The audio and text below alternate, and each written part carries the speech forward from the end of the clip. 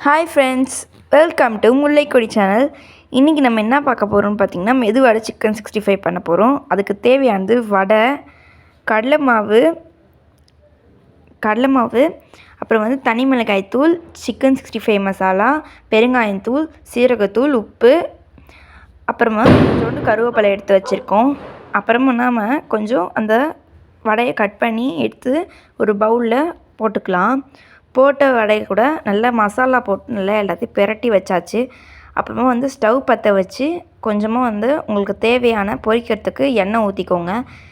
எண்ணெய் ஊற்றி நல்லா அது வந்து காஞ்ச பிறகு அந்த நம்ம வச்சுருந்ததை ஒன்று ஒன்றா போட்டுக்கலாம்.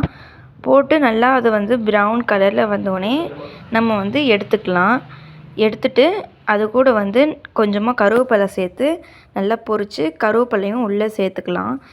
இந்த பாருங்கள் எவ்வளோ ப்ரௌனாக செம்ம கலராக இருக்குது. நீங்களும் இந்த மாதிரி ட்ரை பண்ணி சாப்பிட்டு பாருங்கள். லைக் பண்ணுங்கள். இந்த மாதிரி ட்ரை பண்ணி சாப்பிட்டு பாருங்கள். சூப்பராக இருக்கும் கைஸ்.